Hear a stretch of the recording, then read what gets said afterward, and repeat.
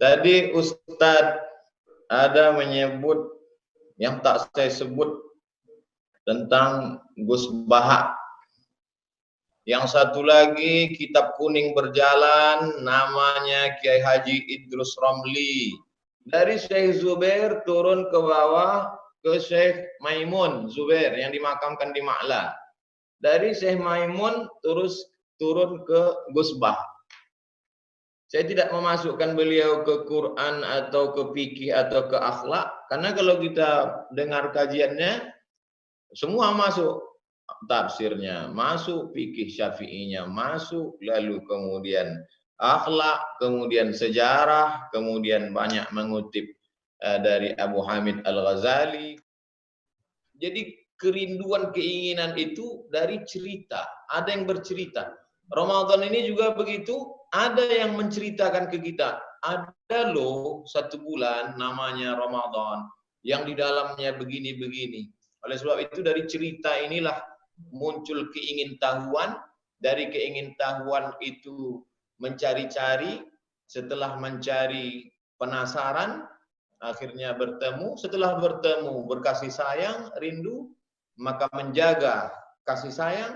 Saya kira kalaulah Ramadan ini seperti pertemuan perkenalan kita, tentulah kita akan sayang dan merindukan Ramadan. Maka latamanna antakuna sanata kullaha Ramadan. Pastilah mereka berharap supaya semua tahun itu isinya adalah Ramadan. Justru malam ini kita malah bisa ketemu. Andai tidak ada COVID-19 mungkin tak ketemu. Jadi saya yakin dan percaya kalau kita manage Ramadan ini dengan baik, maka 3 aspek ini pasti dapat.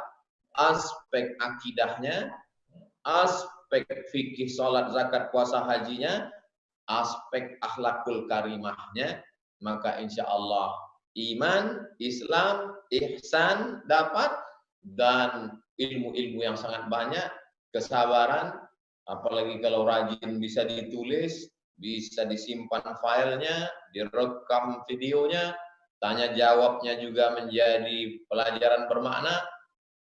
Ramadan 2020, Ramadan 1441 mesti lebih bermakna dari Ramadan sebelumnya. Wallahu a'lam. Jadi kalau ingin ya, bidang beliau kan Ustadz Abdul Somad sebetulnya di hadis kan? Hadis ya. Iya. Tapi dia sebut nama lain tadi. Ya. Ya. Jadi kita bocorkan ke umat sekalian ya, bahwa kalau ingin belajar hadis tetapi dengan sudut-sudut pandang fikih yang detail ya. Misalnya kalau Gus Baha misalnya dibanding Ustadz Abdul Somad. Ya. Gus Baha ini kan kekuatannya di Quran, ulumul Quran. Tafsir Quran tetapi dengan ayat-ayat ahkam dan kekuatan di fikihnya. Iya. Sehingga Gus Baha ini punya kelebihan di situ yang luar biasa. Nah, Ustadz Abdul Somad kelebihannya di sini. Jadi beliau mendalami hadis tapi dengan bab-bab fikihnya yang mendalam. Jadi saya membayangkan Ustadz Abdul Somad ini kayak membaca Al-Muwatta lil Imam Malik. Iya. Iya. Masya Allah. Luar bahasan biasa. hadis yang sub-sub bahasannya berdasarkan sub bab fikih gitu ya. Iya. Ada tasrih. Dan terus terang saya itu setiap malam begitu pulang dari IKL, saya tiap malam dengerin Ustaz Abdul Somad. Oh. Iya, sampai rupanya pengagum sampai ya? Istri saya itu bilang, kapan mau tidur? Ntar dulu masih dengerin. Kalau dia merasa terganggu dengan suara, saya pakai headset. Nah sekarang pertanyaan saya, apa yang paling berkesan dari Ustadz Amir terhadap Ustadz Abdul Somad? Yang pertama, bahasa Ustadz Abdul Somad, bahasa yang mudah dipaham oleh semua kalangan. Jadi semua masyarakat dengan level apapun, baik dari kalangan awam maupun akademis, alhamdulillah saya merasakan bahwa bahasa Abdul Somad bahasa yang mudah dipaham. Terus yang kedua, bahwa tadi itu Ustaz Abdul Somad punya kebiasaan bahwa apa yang beliau sampaikan sudah catatannya. Jadi seandainya ada orang nanya, ada catatannya. Jadi setelah saya baca semua kitabnya Ustaz Abdul Somad yang 37 permasalahan, jadi itu kayaknya catatan materi Ustaz Abdul Somad yang disampaikan di berbagai tempat jadi buku. Jadi itu jadi materi. jadi oretan-oretannya itu menjadi materi. Nah, makanya kita langsung tenang begitu mendapatkan penjelasan Ustaz Somad, tenang. Saya sendiri nih, saya merasakan nih, sekarang saya ingin menceritakan Ustaz Somad. Kalau ada orang nanya hukum ini, saya cari dulu apakah ada enggak pendapat Ustaz Abdul Somad. Saya cari dulu. Nah, ketika sudah beliau memberikan pendapat, baru saya ngopi-ngopi nih Ustaz. Mohon izinnya Ustaz.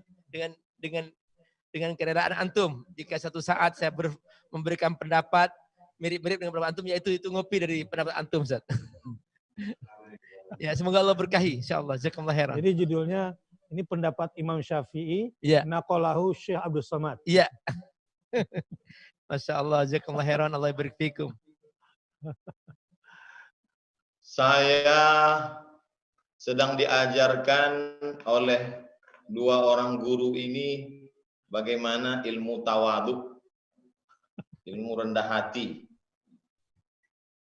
Jadi begitu cara mereka mendidik kita. Mudah-mudahan kita dapat mengambil akhlak dari Ustadz Dr. Amir Faisal dan Al-Mukarram Ustadz Bakhtiar Nasir. Allahumma anfa'na bima 'allamtana.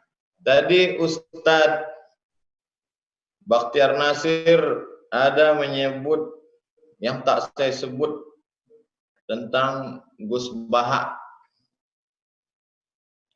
Ada seorang mufti Makkah, ini catatannya agak lebih kecil dari yang tadi, Ustaz.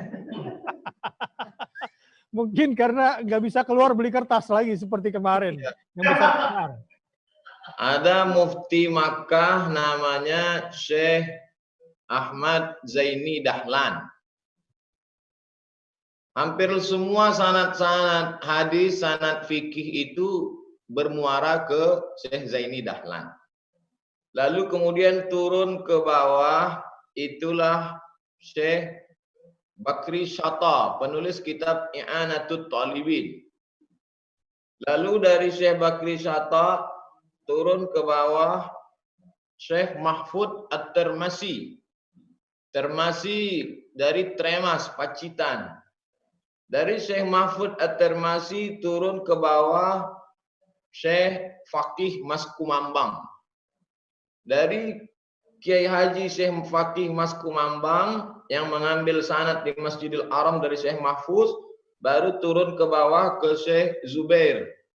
Dari Syekh Zubair turun ke bawah ke Syekh Maimun Zubair yang dimakamkan di Ma'la. Dari Syekh Maimun terus turun ke Gus Bah yang disebutkan oleh Ustadz Bakhtiar Nasir tadi. Saya tidak memasukkan beliau ke Quran atau ke fikih atau ke akhlak, karena kalau kita dengar kajiannya semua masuk, tafsirnya masuk, fikih syafi'inya masuk, lalu kemudian akhlak, kemudian sejarah, kemudian banyak mengutip dari Abu Hamid Al-Ghazali, kemudian tapi saya kira semua guru-guru kita memperkaya kita sehingga bulan Ramadan kali ini saya pikir lebih meriah dari bulan sebelumnya, karena sebelumnya mungkin di masjid, hari ini kita lebih banyak menggali ilmu dari haddasana Zoom wa haddasana YouTube. Masya Allah. Taraktu fikum amraini, kutinggalkan pada kamu dua perkara, ma in tamassaktum bihima, kalau kamu pegang yang dua ini, lan tadillu abada, kamu tidak akan sesat untuk selamanya, kitab Allah Al-Quran, wa sunnati, dan sunnah Rasulullah Sallallahu Alaihi Wasallam. Tapi Quran dan sunnah ini adalah kertas, tinta di atas kertas, dia tidak bisa menjelaskan dirinya. Dia mesti dijelaskan oleh manusia yang punya akal, punya iman, punya akhlak. Maka dijelaskan oleh satu hadis lagi, al-ulama warasatul anbiya. Maka ada tiga, Al-Quran, sunnah, ulama. Ulama inilah yang berijtihad dengan segala perangkat. Umat akan selamat kalau dekat dengan ulama. Tapi kalau sudah jauh dari ulama, dia akan baca sendiri, rasa sendiri, interpretasi sendiri, nyasar sendiri.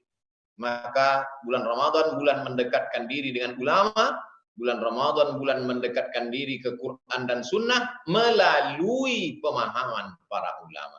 Allahumma faqihna fid din, ya Allah dalamkan ilmu agama kami, wa 'allimna ta'wil, ajarkan kami pemahaman Al-Qur'an dan sunnah yang benar, warzuqna fahmal mursalin, seperti yang kau berikan kepada para nabi dan wali-walimu ya Allah. Amin. Adapun tuan guru-guru kami, Allahumma tawil umurahum, panjangkan umur mereka, wa sahih ajsadahum, sehatkan badan mereka, wa qawi imanahum, kuatkan iman mereka, mati'na bituli umurihim, berikan kami nikmat dengan barokah umur dan ilmu mereka ya Allah.